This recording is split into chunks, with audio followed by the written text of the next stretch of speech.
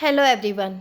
जैसा कि आप सभी जानते हैं कि हम डेली बेस पे द हिंदू की जो इम्पोर्टेंट न्यूज़ होती हैं उनको कवर करते हैं, जो कि हमारे सिर्फ यूपीएससी के एग्ज़ाम के लिए ही नहीं बल्कि जितने भी कम्पिटिटिव एग्ज़ाम्स होते हैं उनमें जो करंट अफेयर आता है उसके लिए बहुत ही इम्पोर्टेंट होती हैं। तो आज है 16 अक्टूबर 2025, थर्सडे का दिन है आज। और आज की हमारी जो द हिंदू है उसकी जो इम्पोर्टेंट न्यूज़ रहेंगी वो पॉलिटी या फिर history, art and culture, economics, science tech and जो एनवायरनमेंट है, इन सब के लिए ही जो है वो इम्पोर्टेंट होंगी। तो आज का हमारा जो क्वेश्चन रहने वाला है वो है असहयोग आंदोलन, जो कि 1920 से 22 तक जो है वो चला था, उसके संदर्भ में निम्नलिखित कथनों में से कौन सा कथन जो है वो सही नहीं है। पहला है, इसका नेतृत्व महात्मा गांधी के द्वारा किया गया था। तो क्या इसका नेतृत्व महात्मा गांधी के द्वारा किया गया था? हाँ, महात्मा गांधी के नेतृत्व में ही जो है यह आंदोलन चला था। इसमें विदेशी वस्तुओं का बहिष्कार शामिल था। हाँ, जो महात्मा गांधी ने असहयोग आंदोलन किया था कि किसी भी मामले में जो है वो ब्रिटिश का साथ नहीं देना है या फिर जो ब्रिटिशों के द्वारा लाई जा रही जो वस्तुएं थी उनको खरीदना नहीं है, स्वदेशी को अपनाना है। तो यह सब जो है इस आंदोलन के अंदर किया गया था। और जो सी है, यह आंदोलन जो है क्या पूर्ण स्वतंत्रता यानी कि पूर्ण स्वराज्य की मांग के लिए शुरू किया गया था? नहीं, बल्कि वो जो है डोमेनियन स्टेट को जो है वो मांग रहे थे। और जो डी है कि चोरा चोरी की जो घटना है इसके कारण इसे वापस ले लिया गया था। हाँ, जो चोरा चोरी की जो घटना हुई थी उसके बाद, क्योंकि जो महात्मा गांधी थे उन्होंने क्या डिसाइड किया था कि जो भी हम आंदोलन करेंगे वो शांतिपूर्वक करेंगे, लेकिन जो चोरा चोरी की घटना हुई उससे इस घटना ने जो है हिंसक रूप ले लिया था, जिसके कारण महात्मा गांधी ने इसे वापस ले लिया था। तो हमारा जो इसका आंसर रहेगा वो होगा सी। यह आंदोलन पूर्ण स्वतंत्रता यानी कि जो पूर्ण स्वराज्य है उसकी मांग के लिए स्टार्ट नहीं किया गया था। तो आज की हमारी जो पहली न्यूज़ रहेगी वो होगी ट्रेड डिफिसिट विंस 93% इन सितंबर एज सर्विस स्लैम्स। तो जो ये न्यूज़ है वो चर्चा में क्यों बनी हुई है? भारत का जो व्यापार घाटा है वो सितंबर 2025 में जो पिछले साल है यानी कि 2024 है उसकी समान अवधि के मुकाबले 93% से बढ़कर 27.1 अरब डॉलर हो गया है। तो इसका मुख्य कारण क्या है? या फिर जो सेवाएं हैं उनके निर्यात में गिरावट देखी जा रही है, जो कि वैश्विक मंदी, कम अंतर्राष्ट्रीय मांग और जो प्रतिस्पर्धी दबाव है उनसे जो है यह प्रभावित हुई है। और अगर प्रमुख आंकड़ों की बात करें तो जो कुल व्यापार घाटा है वो 27.1 अरब डॉलर, पिछले साल जो है यह 14.0 अरब डॉलर से 93% की जो वृद्धि है इसके अंदर देखी गई है। और जो माल का निर्यात है वह 36.8 अरब डॉलर से पहले क्या था, यह 1.6% की जो मामूली वृद्धि है वो इसके अंदर देखी गई है। और माल का जो आयात है वह 64.0 अरब डॉलर, यानी कि इसके अंदर क्या है कि 6.8% की जो तेज वृद्धि जो है वो देखी गई है। मुख्यतः जो कच्चा तेल या फिर जो इलेक्ट्रॉनिक्स है उनके कारण जो है ऐसा हमें देखने को मिला है। जो नंबर 4 है, सेवा का निर्यात 28.5 अरब डॉलर, जो 8.2 की गिरावट जो है इसके अंदर आई है। जैसे कि जो आईटी हैं, सॉफ्टवेयर हैं या फिर जो व्यवसाय सेवाएं हैं उनमें कमजोरी के चलते जो है ऐसा देखने को मिल रहा है। सेवा का आयात पहले 12.4 अरब डॉलर और इसके अंदर जो है हमें 2.5 की जो वृद्धि है वो देखने को मिली है। नंबर 6, सेवा अधिशेष 16.1 अरब डॉलर, पिछले साल की अगर बात करें तो 17.5 अरब डॉलर से कम, जो कि कुल घाटे को संतुलित करने में कम प्रभावी जो है वो रहा है। और जो सेवाएं हैं उनमें गिरावट के क्या कारण हैं? तो एक तो जो वैश्विक मंदी है उसका असर हमें देखने को मिला है। जो अमेरिका और यूरोप जैसे जो देश हैं उनने क्या किया है कि बाजारों में मंदी के जो संकेत हैं उनसे आईटी और जो परामर्श सेवाएं हैं उसकी मांग घट गई है। और जो HSBC है, PMI का जो सर्वे हुआ है उसके अनुसार सितंबर में जो सेवा क्षेत्र है उसका PMI जो है वो 57.5% पर आकर रुक गया है, जो कि अगस्त के अंदर 60.1 से कम था। और मार्च के बाद जो है इसमें सबसे अधिक जो कमजोर विस्तार जो है वो देखा गया है। और अगर बात करें प्रतिस्पर्धा के बढ़ने की, तो जो अन्य उभरते देश हैं जैसे कि जो फिलिस्तीन और वियतनाम हैं उनमें सस्ती सेवाओं ने भारतीय जो निर्यातक हैं उनको प्रभावित किया है। और जो फर्म हैं उन्होंने बताया है कि जो अंतर्राष्ट्रीय ऑर्डर हैं उनमें मंदी का मुख्य कारण कम कीमत वाली जो वैकल्पिक सेवाएं हैं वो है। और जो लागत दबाव या फिर मूल्य वृद्धि में कमी भी देखने को मिली है कि जो इनपुट लागतें हैं वो कम हुई हैं, लेकिन इससे वसूले जाने वाले जो मूल्य हैं वो धीमे पड़े हैं। और जो मुद्रास्फीति की दर है वो दीर्घकालीन औसत यानी कि लंबे समय का जो औसत है उससे नीचे रही हैं, जिससे कि जो सेवा निर्यातक हैं उनकी मार्जिन जो है वो प्रभावित हो गई है। और दूसरा जो नए ऑर्डर हैं उनमें भी हमें मंदी देखने को मिली है। जैसे जो नए व्यवसाय हैं ऑर्डर अगस्त की तुलना में जो है धीमे हो गई हैं, खासकर जो निर्यात ऑर्डर हैं उनमें। तो जो व्यापक प्रभाव या फिर इसको लेकर क्या चिंताएं जाहिर की जा रही हैं, तो नंबर 1 मुद्रा पर जो है वो दबाव बढ़ रहा है, यानी कि बढ़ते जो घाटे हैं उससे रुपए पर अवमूल्यन का जो जोखिम है वो बढ़ रहा है। सितंबर में जो रुपया था जो रुपये की कीमत थी वो 83.5 और 84 के दायरे में रहा, लेकिन आगे जो दबाव है वो संभव है। और जो आर्थिक वृद्धि है यानी कि जो GDP है इसमें वृद्धि 0.2 से लेकर 0.5% तक का जो अंक है उसको प्रभावित कर सकती है, खासकर जब व्यापार जो है यानी कि जो वैश्विक व्यापार का जो तनाव है वो जारी है, जैसे कि जो US और चीन है, यानी कि जो डोनाल्ड ट्रंप के द्वारा टैरिफ जो है वो लगाए जा रहे हैं उसके कारण जो है हमें यह सब देखने को मिल रहा है। दूसरा, इसके अगर सकारात्मक पहलू देखें तो माल निर्यात में जो स्थिरता है वो बनी रही है। और जो तेल का आयात बिल है उसमें वैश्विक कीमतों की गिरावट से बहुत कुछ जो है वो राहत मिली है। जैसे कि जो सेवा क्षेत्र हैं उनमें भविष्य के लिए आशावाद जो है अभी भी बहुत ही मजबूत है, यानी कि जो PMI है उसमें 12 महीनों का जो आउटलुक है वो सकारात्मक है। तो जो भारत का सेवा क्षेत्र है यानी कि जो PMI है, अगर उसके बारे में जाने तो PMI जो है एक आर्थिक संकेतक के रूप में काम करता है, जो कि सेवा का जो क्षेत्र है यानी कि जैसे IT है, पर्यटन है या फिर जितनी भी वित्तीय सेवाएं हैं वह इसके अंदर जो है वो शामिल हैं। इनकी जो वृद्धि होती है इनको मापता है कौन? PMI। जो HSBC है या फिर S&P जो ग्लोबल है उनके द्वारा संकलित यह जो इंडेक्स है 0 से 100 के पैमाने पर किया जाता है। नंबर 1 50 से ऊपर का विस्तार यानी कि उनका एक्सपेंशन, और 50 पर जो है स्थिरता, या फिर 50 से नीचे जो है वो संकुचन होता है यानी कि जो कंडक्ट्रेशन है। और भारत की जो सेवाएं हैं यानी कि जो सेवा क्षेत्र है GDP का लगभग 55% जो है वो योगदान देता है, इसीलिए इनका जो PMI व्यापार है यानी कि जो रोजगार और निर्यात है उसको प्रभावित जो है वो कर रहा है।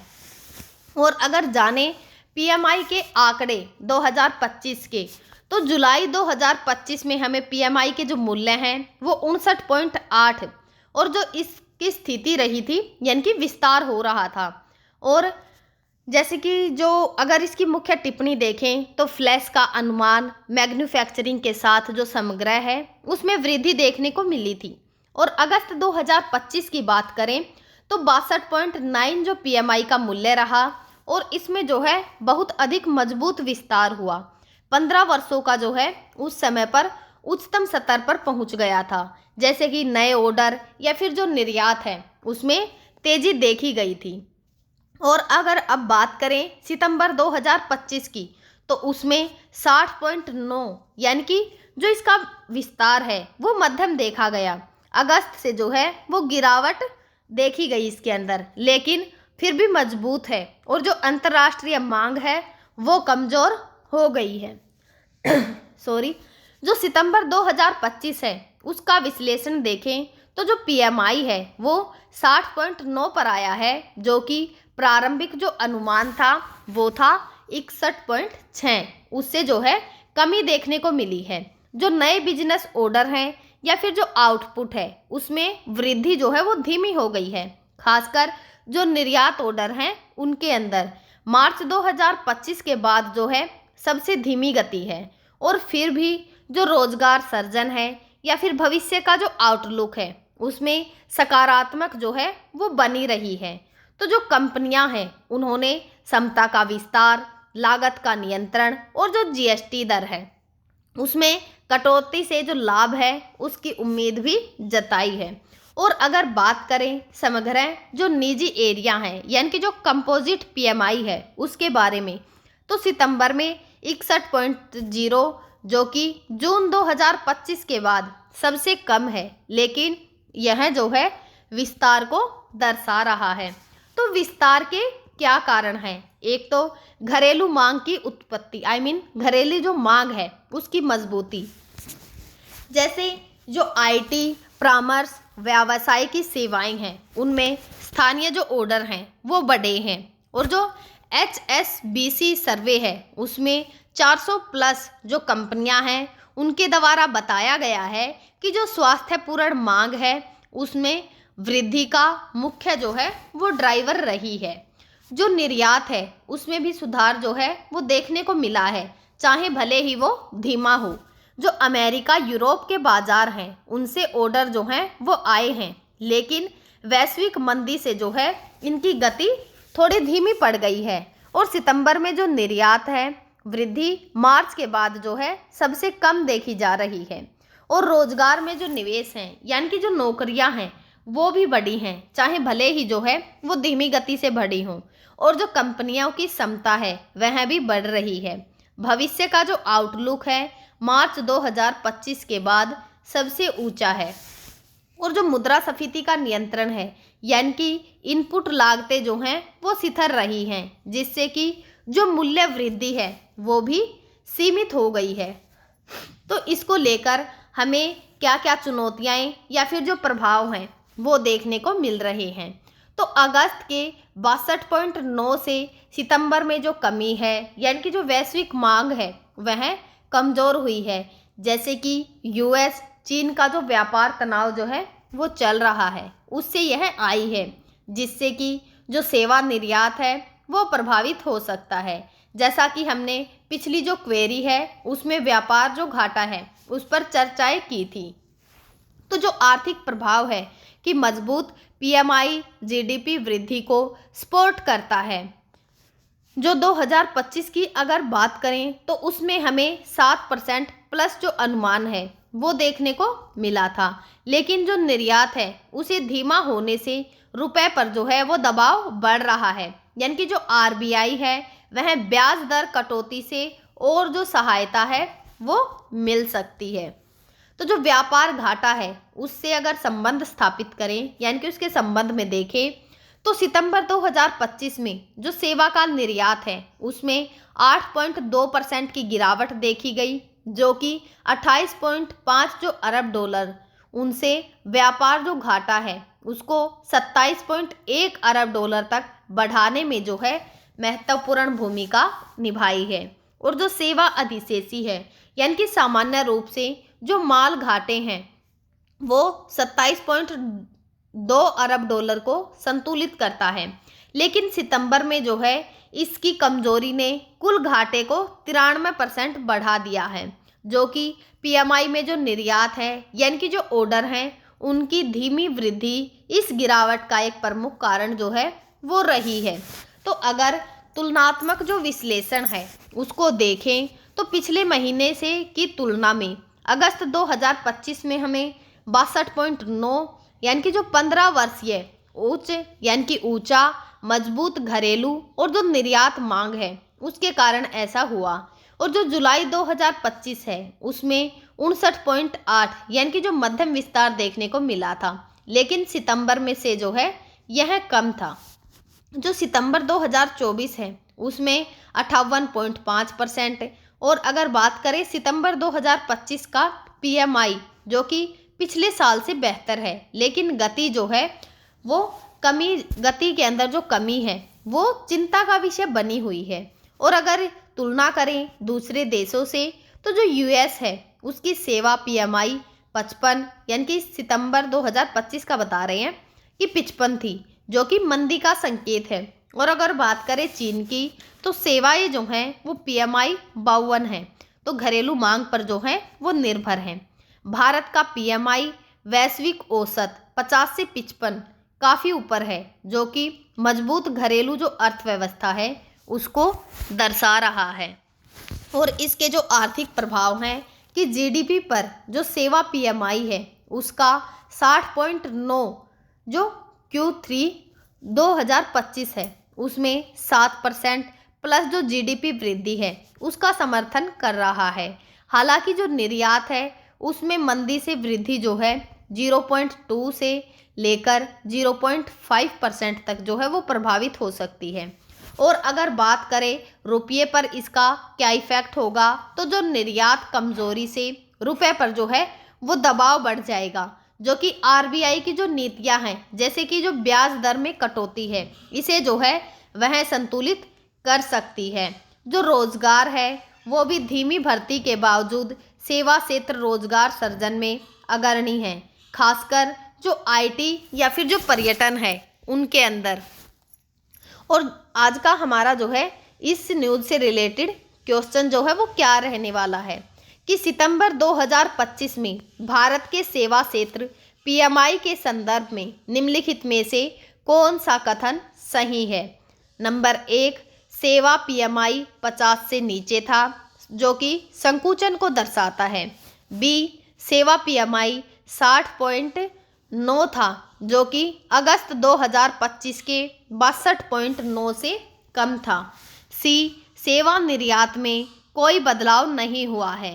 डी, रोजगार सृजन में कोई वृद्धि नहीं देखी गई है। तो हमें बताना है कि इनमें से कौन सा जो कथन है वो सही है। तो हमारा आंसर रहेगा वो होगा बी कि जो सेवा पीएमआई है 60.9% थी जो कि अगस्त 2025 के 62.9 से कम था। और अगर बात करें इसके विश्लेषण की तो सितंबर 2025 में जो सेवा पीएमआई है वो 60.9 जो है वो 60.9 को दर्शा रहा है, जो कि विस्तार है उसको दर्शाता है। लेकिन अगस्त के अंदर 62.9 से कम था जो कि निर्यात ऑर्डर में जो वृद्धि है वो धीमी हो गई है उसको दर्शाता है। और जो रोजगार हैं उनमें वृद्धि थी लेकिन अब जो उनकी गति है वो कम हो गई है। जो हमारा दूसरा क्वेश्चन होगा परचेजिंग मैनेजर्स इंडेक्स पीएमआई के संदर्भ में निम्नलिखित में से कौन सा जो कथन है वो गलत है। तो ए जो है पीएमआई 50 से ऊपर होने पर जो आर्थिक गतिविधि होती हैं उनके विस्तार को दर्शाता है। बी है भारत का जो सेवा पीएमआई S&P ग्लोबल और जो HSBC द्वारा संकलित किया जाता है। सी है पीएमआई केवल जो मैन्युफैक्चरिंग का एरिया है उसकी गतियों को मापता है। और जो डी है कि सितंबर 2025 में भारत का कंपोजिट जो पीएमआई है वो 61.0 था। तो हमारा जो आंसर रहेगा वो होगा सी, पीएमआई केवल मैन्युफैक्चरिंग का जो क्षेत्र है उसकी गतिविधियों को मापता है।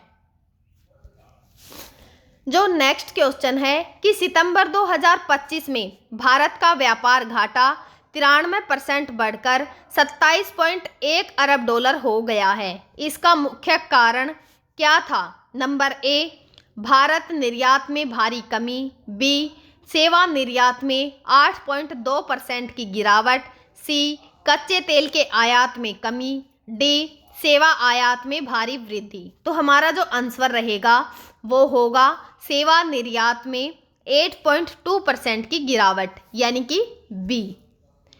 जो नेक्स्ट क्वेश्चन है कि निम्नलिखित में से कौन सा कारक सितंबर 2025 में भारत के सेवा क्षेत्र पीएमआई की जो वृद्धि है उसको प्रभावित नहीं करता? ए, घरेलू मांग में वृद्धि, बी, वैश्विक मंदी के कारण निर्यात ऑर्डर में कमी, सी, इनपुट लागत में भारी वृद्धि, डी, सकारात्मक भविष्य का आउटलुक। तो हमारा जो आंसर रहेगा वो होगा सी, कि इनपुट जो लागत है उनमें भारी वृद्धि। तो जो नेक्स्ट हमारी न्यूज़ रहेगी वो होगी China files WTO complaint on India's EV batteries subsidise. तो जो व्यापार संगठन है कि WHO में भारत की इलेक्ट्रिक वाहन यानी कि ईवी और जो बैटरी की सब्सिडी योजनाएं हैं उनके खिलाफ औपचारिक शिकायत दर्ज कराई, और चीनी वाणिज्य मंत्रालय के अनुसार भारत की ये जो नीतियां हैं, वैश्विक व्यापार के जो नियम हैं उनका उल्लंघन जो है वो करती रही हैं, और भारतीय जो उद्योग हैं उनको अनुचित जो प्रतिस्पर्धात्मक लाभ है वो भी देती हैं, जिससे चीन की जो आर्थिक हित हैं उनको नुकसान जो है वो पहुंचता है। और जो मंत्रालय है उन्होंने भी भारत से जो ये गलतियां हैं इनको सुधारने की अपील की है। तो इसके मुख्य कारण या फिर जो आरोप हैं वो क्या हैं कि चीन के द्वारा जो है क्या दावा किया जा रहा है? तो चीन का जो दावा है कि भारत की जो सब्सिडी योजनाएं हैं यानी कि जो WTO हैं उनके राष्ट्रीय उपचार का जो सिद्धांत है उनका उल्लंघन करती हैं, और आयात की जो प्रतिस्पर्धात्मक सब्सिडी है यानी कि जो इम्पोर्ट सब्स्टिट्यूशन सब्सिडाइड्स हैं उनके रूप में जो है वो काम करती हैं, जो कि WTO के जो नियम हैं उनके तहत जो है निषिद्ध हैं। इससे जो भारत की ईवी बैटरियां हैं यानी कि जो ईवी हैं या फिर जो बैटरी के निर्माता हैं उनको विदेशी प्रतिस्पर्धा खासकर जो चीनी कंपनियां हैं उन पर फायदा मिलता है। और इसके प्रभावित एरिया कौन कौन से हैं? तो जो ये शिकायत है मुख्य रूप से भारत की ईवी नीति और जो उत्पादन लिंक्ड इनिशिएटिव यानी कि जो PLI योजना है उस पर केंद्रित है, जो कि स्थानीय उत्पादन को बढ़ावा देने के लिए टैक्स में छूट, सब्सिडी और जो प्रोत्साहन है वह देती है। तो अगर बात करें इसकी पृष्ठभूमि की, तो भारत सरकार ईवी जो एरिया हैं उनमें आत्मनिर्भरता बढ़ाने के लिए कई जो इम्पोर्टेंट कदम हैं वो उठा रही है, जैसे कि ईवी का निर्माण के लिए जो सब्सिडी है या फिर जो बैटरी का उत्पादन है उसको जो है यह बढ़ावा दे रही है, जिससे भारत का जो ईवी बाजार है वो तेजी से बढ़ रहा है। लेकिन जो चीन है उसको वैश्विक ईवी बिक्री का लगभग 2/3 हिस्सा जो है वो नियंत्रित करता है। जो 2025 है उसमें 1.3 मिलियन जो यूनिट्स हैं उसकी बिक्री देखी गई है। इससे अपनी जो निर्यात क्षमता है उसके लिए खतरा मानता है, और चीन का जो ईवी निर्यात है 2025 के पहले 8 महीनों में 51% बढ़ा है, और भारत जैसे जो बड़े व्यापार हैं उन पर जो नज़र है वो बनाए हुए हैं। यह जो शिकायत है कि भारत चीन संबंधों में व्यापारिक तनाव जो हैं उनको दर्शा रही हैं, खासकर जो पूर्वी लद्दाख का विवाद है उसके बाद जो रिश्तों हैं उनको सामान्य करने के जो प्रयास हैं उनके बीच में। और चीन जो है उसने इसी तरह की शिकायतें तुर्की, कनाडा और जो यूरोपीय संघ है उनके खिलाफ भी दर्ज कराई हैं। केवल भारत के खिलाफ ही नहीं बल्कि अन्य जो देश हैं उनके खिलाफ भी ये शिकायत चीन के द्वारा दर्ज करवाई गई है। तो जो WTO है उसकी प्रक्रियाएं जो हैं क्या होंगी? तो WTO विवाद निपटान का पहला चरण जो है वो परामर्श होता है, यानी कि एक दूसरे से बातचीत करके जो है विवाद को सुलझाया जा सके। तो जो 60 दिनों तक चल सकता है। यदि सहमति बन गई तो जो चीन है एक पैनल गठन की मांग कर सकता है, जो कि मुद्दे पर फैसला जो है वो सुनाएगा। और भारत का जो वाणिज्य सचिव है, यानी कि जो राजेश अग्रवाल हैं, उन्होंने कहा है कि जो मंत्रालय है वो चीन की विस्तृत शिकायत की जांच करेगा। यदि पैनल गठित होता है तो यह ईवी क्षेत्र में जो वैश्विक व्यापार के नियम हैं उनकी परीक्षा जो है वो हो सकता है। तो जो भारत है उसके उत्पादन जो लिंक्ड इनिशिएटिव है योजना, उस पर इसका क्या इफेक्ट होगा। तो जो उत्पादन लिक्विड इनिशिएटिव है, यानी कि जो PLI योजना है, भारत सरकार की एक इम्पोर्टेंट पहल है, जिसका उद्देश्य देश के अंदर जो विनिर्माण है यानी मैन्युफैक्चरिंग को बढ़ावा देना है, जो कि आत्मनिर्भर भारत बनाने का जो लक्ष्य है उसको प्रोत्साहन करता है। और जो वैश्विक आपूर्ति की श्रृंखला है उसमें भारत जो है एक इम्पोर्टेंट केंद्र जो है वो बनना है।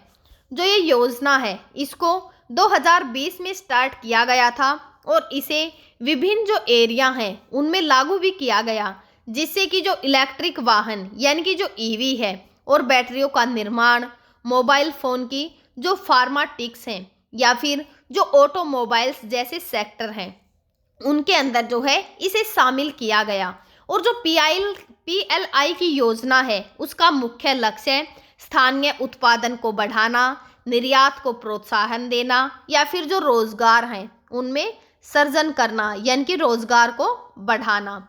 और जो PLI योजनाएं हैं इनका मुख्य रूप से जो है क्या लक्ष्य है, क्या उद्देश्य है। तो जो विनिर्माण को बढ़ावा देना, भारत में ऊंचे मूल्य वाले जो उत्पाद हैं उनका उत्पादन जो है वो बढ़ाना। दूसरा, निर्यात में वृद्धि, जो वैश्विक बाजार है यानी कि विश्व स्तर पर जो बाजार है उसमें भारतीय उत्पादों की जो प्रतिस्पर्धात्मकता है उसको बढ़ाना, आयात पर निर्भरता को कम करना, यानी कि विशेष रूप से जो चीन जैसे देश हैं उनसे जो आयात है उसको भारत कम करना चाहता है और स्वदेशी को जो है वो अपनाना चाहता है। जो भारत का लक्ष्य रखा गया है कि भारत को जो है 2047 तक जो है एक ऊंचे दर्जे का जो देश है वो बनाना है। नौकरियों का सृजन, जो बड़े पैमाने पर रोजगार के जो अवसर हैं उनको पैदा करना है। निवेश आकर्षित करना, घरेलू और जो विदेशी कंपनियां हैं यानी कि चाहे भारत की कंपनियां हो या फिर विदेश की कंपनियां हो, उनको भारत में निवेश के लिए जो है वो प्रोत्साहित करना है। जो PLI योजनाएं हैं उनकी मुख्य विशेषताएं क्या हैं।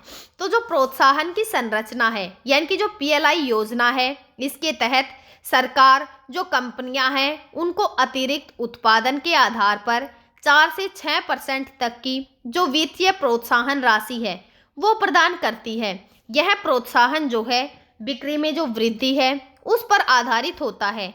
और जो इसका लक्षित क्षेत्र है कि योजना में 14 प्रमुख जो क्षेत्र हैं वो शामिल हैं, जिसमें शामिल हैं इलेक्ट्रॉनिक्स और मोबाइल फ़ोन, यानी कि जो मोबाइल फ़ोन और इलेक्ट्रॉनिक्स उपकरण हैं उनका निर्माण, जो ऑटोमोबाइल्स और ऑटो कंपोनेंट्स हैं, यानी कि विशेष रूप से जो इलेक्ट्रिक जो वाहन हैं EV और हाइड्रोजन जो फ्यूल सेल वाहन हैं, उन्नत जो रसायन बैटरी हैं यानी कि जो बैटरी का निर्माण है विशेष रूप से जो EV की बैटरियां हैं, या फिर जो फार्मास्टिक्स हैं या फिर मेडिकल डिवाइस हैं यानी कि जो दवा या फिर चिकित्सा के जो उपकरण हैं वो, और सौर PV जो मॉडल्स हैं यानी कि सौर ऊर्जा के जो उपकरण हैं। वाइट गुड्स जो हैं जैसे कि एयर कंडीशनर या फिर LEDs, कपड़ा, स्टील और जो खाद्य प्रसंस्करण है, इन क्षेत्रों में स्थानीय उत्पादन को बढ़ावा देना है।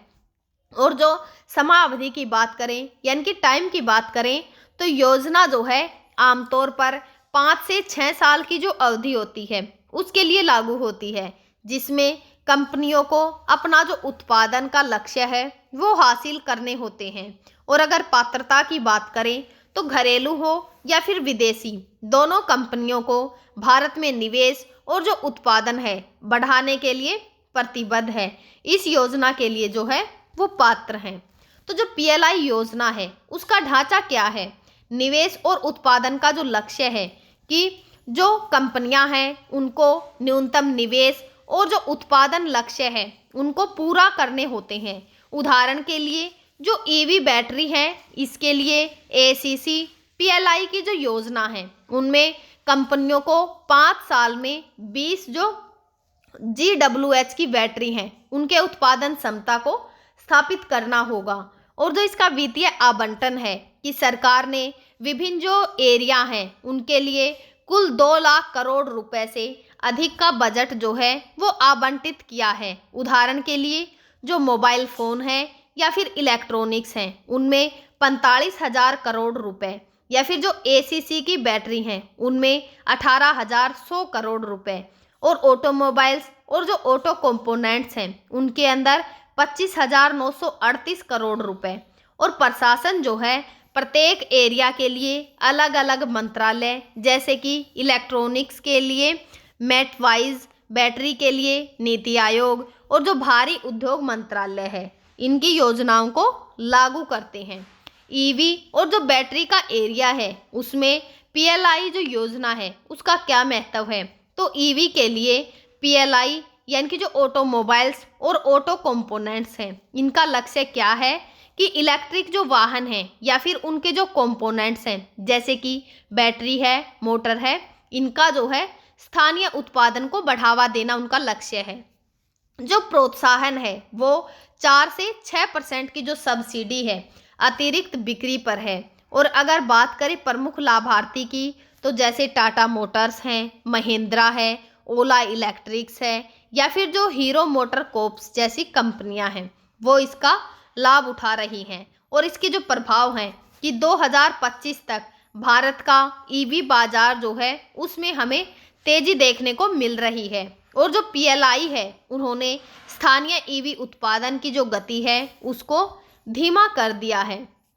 तो जो उन्नत रसायन बैटरी है यानी कि जो एसीसी पीएलआई है, जो इसका क्या लक्ष्य है कि जो 50 GWH की जो बैटरी हैं उनके उत्पादन क्षमता को स्थापित करना, जो कि ईवी का जो नवीनीकरण ऊर्जा का जो लक्ष्य है उसको प्रोत्साहन जो है उसके लिए जो है यह बहुत ही इम्पोर्टेंट है। जो प्रोत्साहन है वह 18,100 करोड़ रुपए का बजट जो है वो रखा है, जिसमें कि कंपनियों को प्रति किलोवाट घंटा सब्सिडी जो है वो दी जाती है। और इसके जो प्रमुख लाभार्थी हैं Reliance, new energy, Rajesh expert और जो ओला इलेक्ट्रॉनिक्स कंपनियां हैं। और अगर प्रभाव की बात करें तो जो ये योजना है भारत को बैटरी उत्पादन में आत्मनिर्भर बनाने की दिशा में महत्वपूर्ण है, क्योंकि भारत जो है अभी भी बैटरी के लिए चीन पर जो है वो निर्भर है। तो इसको लेकर क्या चुनौतियाँ या फिर क्या सीमाएं सामने आ रही हैं? तो जो बैटरी उत्पादन है उनमें देरी हो रही है, यानी कि जो एसीसी पीएलआई है उसके तहत 50 की क्षमता का लक्ष्य 2025 तक पूरी तरह से हासिल नहीं हुआ है, क्योंकि गीगा फैक्ट्री स्थापित करने में जो है वो टाइम लग रहा है। और जो आयात निर्भरता है यानी कि जो बैटरी जो है कच्चे माल जैसे कि जो लिथियम या फिर कोबाल्ट है उनके लिए भारत जो है अभी भी विदेशों पर निर्भर है, यानी कि खुद से जो लिथियम और कोबाल्ट है वो मौजूद नहीं है। तो WTO का जो विवाद है कि चीन ने 15 अक्टूबर 2025 को पीएलआई यानी कि जो ईवी और बैटरी हैं उनके खिलाफ WTO में शिकायत दर्ज कराई है, जिससे कि जो ये आयात प्रतिस्थापन है और WTO जो है नियमों का उल्लंघन बताया है। यह भारत की जो नीतियां हैं उन पर सवाल उठा सकता है। और जो चार्जिंग का इंफ्रास्ट्रक्चर है कि ईवी अपनाने की जो गति है वो चार्जिंग स्टेशनों की जो कमी है उनसे प्रभावित हो रही है। और इसकी जो लागत है कि ईवी की लागत अभी भी पारंपरिक जो वाहन है उनसे अधिक है, जिससे कि जो पीएलआई है वो पूरी तरह से जो है वो कम नहीं कर पाई है। तो इस न्यूज़ से रिलेटेड हमारे जो मेंस के क्वेश्चन होंगे कि जो ये क्वेश्चन है वो 2019 में जो है वो आया था कि how is sufficient and affordable urban mass transport key to the rapid economics development in India, यानी कि यह कैसे सफिशिएंट या फिर एफोर्डेबल है जो कि अर्बन मास है ट्रांसपोर्ट की के लिए, कि जो रैपिड इकोनॉमी है उसको डेवलपमेंट करने के लिए, यानी कि इंडिया की जो इकोनॉमिक्स डेवलपमेंट रैपिड है उसको कैसे प्रभावित जो है वो करता है। तो जो ईवी है उसको शहरी परिवहन का हिस्सा मानकर जो PLI ईवी निर्माण को जो है वो बढ़ावा दे रहा है। जो हमारा नेक्स्ट क्वेश्चन है वो 2021 में जो है वो आया हुआ है कि इन्वेस्टमेंट इन जो infrastructure is essential for more rapid and inclusive economics growth discuss in light of India experience, यानी कि जो ये मेंस GS3 है उसमें जो है वो क्वेश्चन जो है वो आता है। तो जो PLI है उसको आत्मनिर्भर जो भारत का हिस्सा है वो मानकर, यानी कि जो इसका स्ट्रक्चर क्या रहने वाला है क्वेश्चन का उसको बता रहे हैं कि हमें क्या करना है कि PLI को आत्मनिर्भर भारत का हिस्सा मानकर विनिर्माण जो इंफ्रास्ट्रक्चर है उस पर चर्चा करनी है इसके आंसर में, और PLI का जो निवेश है उसको बढ़ावा देना है। तो आज का हमारा जो ऑडिटोरियल रहने वाला है, यानी कि navigation is the global economy transformation, यानी कि जो वैश्विक आर्थिक परिवर्तन है उसको दिशा देना जो है कहाँ तक जो है वो सीमित है या फिर कहाँ तक सहमत है। तो वैश्विक जो अर्थव्यवस्था है वह एक अभूतपूर्व जो परिवर्तन है उसके दौर से जो है इस टाइम पर गुजर रही है, जो कि जो तकनीकी नवाचार है या फिर जो जलवायु के परिवर्तन है या फिर भू राजनीतिक जो बदलाव हैं उनसे प्रेरित है। और जो ये परिवर्तन है इनको दिशा देने के लिए लंबे समय की जो रणनीतियां हैं या फिर जो सहयोग हैं या फिर समावेशी जो नीतियां हैं उनकी जो ज़रूरत है वो पड़ने वाली है। तो जो तकनीकी क्रांति, आर्थिक बदलाव, यानी कि जो कृत्रिम बुद्धिमत्ता है, ब्लॉकचेन और जो स्वच्छ ऊर्जा प्रौद्योगिकियां हैं, यानी कि उत्पादन और जो नवाचार हैं उसको बढ़ा रही हैं। हालांकि जो ये तकनीकें हैं असमानता को भी जो है वो बढ़ा सकती हैं, क्योंकि जितने भी छोटे उद्यम हैं या फिर जो विकासशील देश हैं उनके लिए यह जो तकनीक है उस तक पहुंच जो है अभी उनकी सीमित है। और जो डिजिटल शिक्षा है, बुनियादी जो ढांचा है उसके अंदर निवेश या फिर तकनीकी समावेश जो है उसको बढ़ावा देना इस दिशा में जो है एक इम्पोर्टेंट कदम माना जा सकता है। और जो जलवायु परिवर्तन है या फिर हरित अर्थव्यवस्था है, जो कि जलवायु परिवर्तन के जो वैश्विक अर्थव्यवस्था है उसके लिए जो है एक बड़ा जोखिम माना जाता है। और हरित ऊर्जा, टिकाऊ कृषि और जो कार्बन तटस्थता है उसकी ओर बढ़ना एक अपरिहार्य कदम है। और जो विकसित देश हैं उनको हरित प्रौद्योगिकियों के हस्तांतरण और जो वित्तीय सहायता है उसके माध्यम से जितने भी विकासशील देश हैं उनका समर्थन जो है वो करना चाहिए। भारत जैसे जो देश हैं जो कि सौर ऊर्जा, पवन ऊर्जा में जो है वो निवेश कर रहे हैं, तो वैश्विक स्तर पर एक उदाहरण जो है वो स्थापित कर सकते हैं। और भू राजनीतिक जो चुनौतियां या फिर व्यापार जो है वो उसके बारे में बात करें तो जो वैश्विक आपूर्ति की श्रृंखलाएं हैं या फिर जो भू राजनीतिक तनाव है और संरक्षणवादी जो नीतियां हैं उनसे प्रभावित हो रहा है। और जो व्यापार युद्ध है या फिर जो प्रतिबंध हैं, यानी कि जो डोनाल्ड ट्रंप के द्वारा लगाए प्रतिबंध हैं, उन्होंने वैश्विक सहयोग को जो है वो कमज़ोर कर दिया है। और जो विश्व व्यापार संगठन यानी कि WTO जैसे जो मंच हैं उनको सुदृढ़ करना, क्षेत्रीय व्यापार के समझौतों को बढ़ावा देना, इस संकट का समाधान जो है वो हो सकता है। और जो समावेशी विकास है उसकी भी आवश्यकता है। जो आर्थिक परिवर्तन है इसका लाभ जो है कि सभी तक पहुंच सके, उसके लिए जो है जो परिवर्तन का लाभ है वो हर व्यक्ति तक जो है वो पहुंचना ही चाहिए। जैसे कि जो लैंगिक समानता है या फिर जितने भी छोटे व्यवसाय हैं उनको प्रोत्साहन देना चाहिए। और जो सामाजिक सुरक्षा की योजनाएं हैं उनको असमानता को कम करना चाहिए। यानी कि जो ये योजनाएं हैं, जो सरकार के द्वारा योजनाएं चलाई जाती हैं वो सभी तक जो है वो नहीं पहुंच पाती, तो उनके लिए भी जो है जो असमानता है उसको सरकार को कम करना चाहिए। शिक्षा और जो कौशल विकास है उस पर जोर देकर युवाओं को नई जो अर्थव्यवस्था है उसके लिए जो है वो तैयार करना चाहिए। जो नए आर्थिक प्रतिमान हैं, अगर उनके विश्लेषण की बात करें तो जो डिजिटल और डेटा संचालित जो अर्थव्यवस्था है, यानी कि इसका विश्लेषण जो है कि कृत्रिम बुद्धिमत्ता यानी कि जो एआई, बिग डेटा है या फिर ब्लॉकचेन जैसी जो प्रौद्योगिकियां हैं अर्थव्यवस्था को डिजिटल रूप से जो है वो बदल रही हैं। जैसे कि जो डेटा है अब नया तेल जो है वो माना जा रहा है, जो कि व्यवसायों को, ग्राहक और जो व्यापार है उसको समझने, आपूर्ति श्रृंखलाओं को अनुकूलित करने और जो नवाचार है उसको बढ़ावा देने में सक्षम बनाता है। उदाहरण के लिए भारत में यूपीआई ने जो है डिजिटल भुगतान को क्रांतिकारी बना दिया है, जिससे कि जो वित्तीय समावेशन है वो भी बढ़ा है। और इसको लेकर जो चुनौतियां सामने आ रही हैं, जैसे कि जो डाटा है उसकी गोपनीयता और सुरक्षा, डेटा के उल्लंघन और गोपनीयता की जो चिंताएं हैं, उनके नियामक जो ढांचा है उनकी आवश्यकता को बढ़ा दिया है। जैसे कि भारत का जो डाटा संरक्षण विधेयक है और जो डिजिटल विभाजन है कि ग्रामीण क्षेत्रों में विकास देशों में डिजिटल बुनियादी ढांचे की जो कमी है असमानता को जो है वो बढ़ा सकती है। कौशल में कमी यानी कि जो डिजिटल अर्थव्यवस्था है उसके लिए कुशल मानव संसाधन की जरूरत होती है, जो कि कई देशों में जो है कमी है।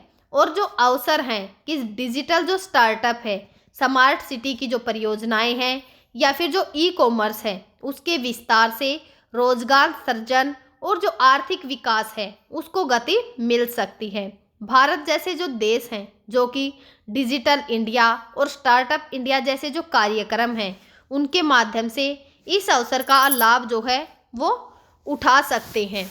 जो हरित और टिकाऊ अर्थव्यवस्था है, अगर उसके विश्लेषण की बात करें तो जो जलवायु परिवर्तन है उसका बढ़ता जो खतरा है उसने हरित अर्थव्यवस्था को प्राथमिकता दी है, जो कि नवीकरणीय ऊर्जा यानी कि सौर, पवन, इलेक्ट्रॉनिक वाहन ईवी और जो सर्कुलेशन इकोनॉमी का मॉडल है यानी कि जो पुनर्चक्रण है उसको पुनः उपयोग या फिर जो नए आर्थिक प्रतिमान है उनका हिस्सा है। उदाहरण के लिए भारत का जो लक्ष्य है 2030 तक का कि 500 गीगावाट का जो नवीकरणीय ऊर्जा क्षमता है उसको हासिल करना, तो उसको लेकर क्या चुनौतियां सामने आ रही हैं। तो उच्च प्रारंभिक लागत यानी कि जो हरित प्रौद्योगिकी है उनमें निवेश जो है वो महंगा है, विशेष रूप से जो विकासशील देश हैं उनके लिए। जो नीतिगत जटिलताएं जैसे कि जो वैश्विक स्तर है उस पर समन्वित जो जलवायु है उसकी जो नीतियां हैं उनमें कमी प्रगति को जो है वो धीमा कर रही हैं। ऊर्जा परिवर्तन, जो जीवाश्म ईंधन है उस पर जो निर्भरता है यानी कि जो अर्थव्यवस्था है उस पर जो निर्भर है उसका हरित ऊर्जा की ओर जो परिवर्तन है वो जटिल और जो समय लेने वाला जो है वो है। और जो अवसर हैं वो हरित जो प्रौद्योगिकियां हैं उनके लिए न केवल पर्यावरण की रक्षा कर रहे हैं बल्कि जो नए उद्योग हैं और जो रोजगार के अवसर हैं उनको भी पैदा कर रहे हैं। भारत जैसे जो देश हैं जो कि सौर ऊर्जा और जो इलेक्ट्रिक वाहन है उनमें नेतृत्वकारी भूमिका निभा सकते हैं। और जो समावेशी या फिर जो अर्थव्यवस्था है यानी कि विश्लेषण में नए आर्थिक जो प्रतिमान की समावेशिता है उन पर जोर दे रहे हैं, जिससे कि लैंगिक समानता, सामाजिक सुरक्षा और जो सूक्ष्म, लघु और मध्यम उद्यम जो हैं उनको बढ़ावा देना इसके अंदर शामिल है। जो सामाजिक उद्यमिता है या फिर इसके जो प्रभाव हैं निवेश पर, जैसे जो मॉडल लाभ हैं उनके साथ सामाजिक प्रभाव को संतुलित कर रहे हैं। भारत में पीएम जो मुद्रा योजना जैसे कार्यक्रम हैं, यानी कि जो MSMES है, उसको सशक्त बना रहे हैं। इसको लेकर भी कुछ चुनौतियां सामने आती हैं, जैसे कि असमानता, वैश्विक और जो तकनीकी प्रगति है, उन्होंने आय और जो अवसर में असमानता को जो है वो बढ़ावा दिया है। जो नीतिगत कार्यान्वयन है कि सामाजिक कल्याण योजनाओं का प्रभावी कार्यान्वयन संसाधनों को प्रासंगिकता जो है, यानी कि जो समता है, उस पर निर्भर करता है। वैश्विक जो सहयोग है कि वैश्विक स्तर पर समावेशी जो नीतियां हैं उनको लागू करने के लिए सहयोग के अंदर कमी जो है एक इम्पोर्टेंट बाधा देखी जा रही है।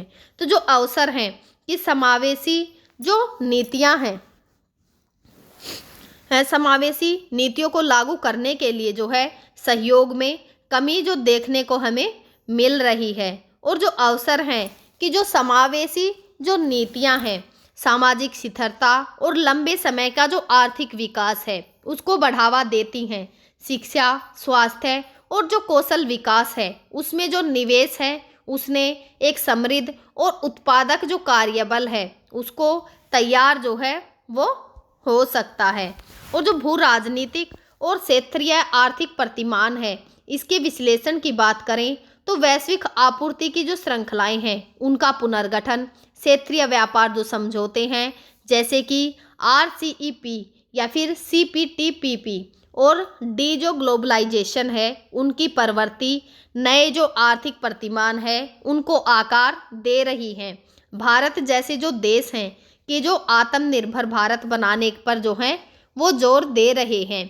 साथ ही जो वैश्विक व्यापार है उसमें भी जो है वैश्विक व्यापार में अपनी जो स्थिति है उसको मजबूत कर रहे हैं।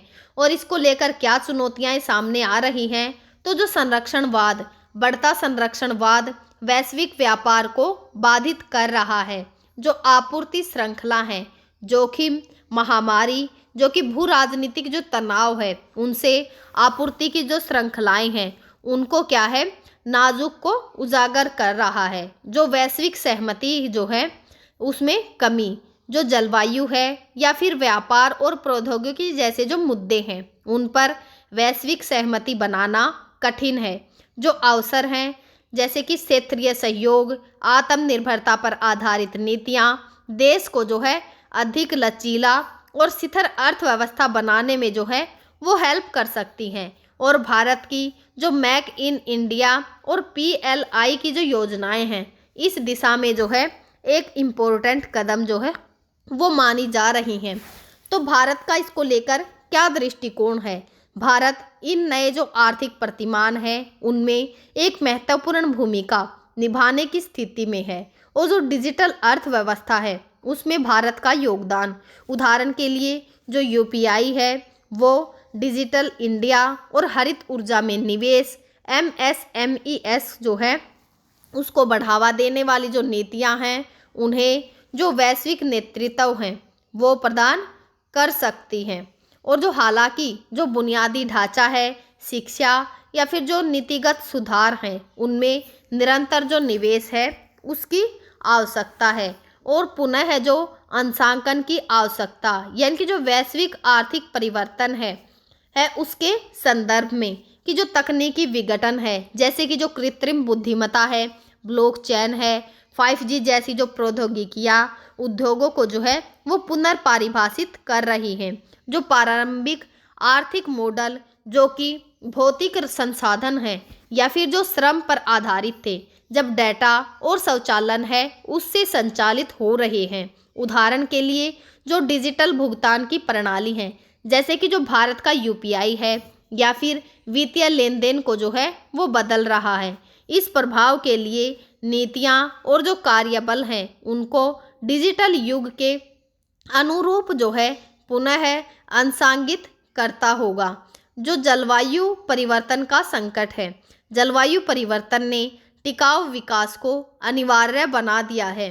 जो जीवाश्म ईंधन है उस पर जो उसकी अर्थव्यवस्था है उसको नवीनीकरण ऊर्जा और सर्कुलेशन जो इकोनॉमी मॉडल है उसको पुनः जो है अंशांकन करने की ज़रूरत है।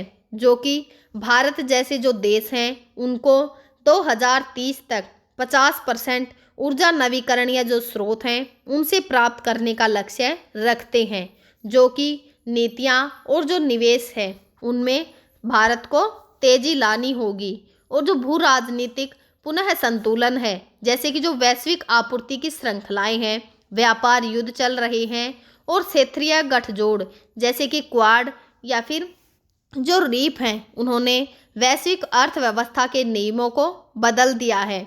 और जो आत्मनिर्भरता और जो क्षेत्रीय सहयोग है उस पर भी जोर देने वाली जो नीतियां हैं, उनके लिए देशों को अपनी व्यापार और जो औद्योगिक रणनीतियां हैं उनको पुनः अंशांकित करना होगा। और जो अगर बात करें सामाजिक असमानता की, तो जो तकनीकी या फिर आर्थिक जो प्रगति है उन्होंने असमानता को बढ़ाया है, जो कि समावेशी विकास को सुनिश्चित करने के लिए सामाजिक सुरक्षा, शिक्षा और जो लैंगिक समानता है उस पर आधारित जो नीतियां हैं उनका पुनः अंशांकन करना बहुत ही जरूरी है। तो जो पुनः अंशांकन है उनके प्रमुख एरिया जो हैं वो क्या क्या हैं? नंबर 1, नीतिगत ढांचा। तो जो डिजिटल नीतियां हैं जैसे कि डेटा की गोपनीयता, साइबर सुरक्षा, डिजिटल समावेशन, इन पर केंद्रित नीतियां अपनानी होंगी। भारत का जो डेटा संरक्षण विधेयक है इस कदम में एक इम्पोर्टेंट कदम है।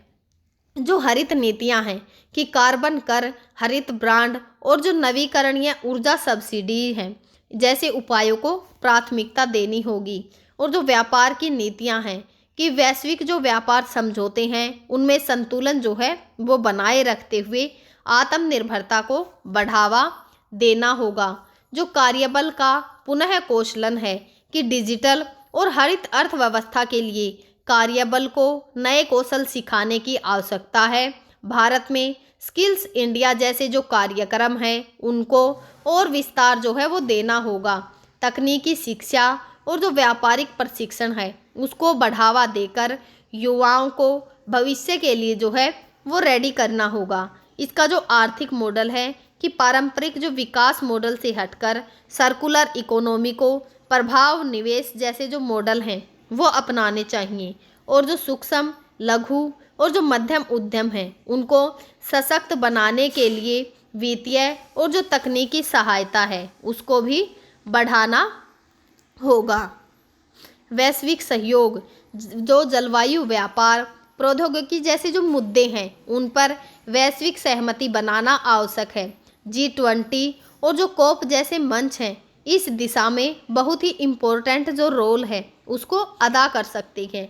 और जो विकासशील देश हैं उनको हरित प्रौद्योगिकियाँ या फिर जो वित्तीय सहायता है उन तक पहुँच प्रदान करने के लिए अंतर्राष्ट्रीय सहयोग को बढ़ावा देना होगा।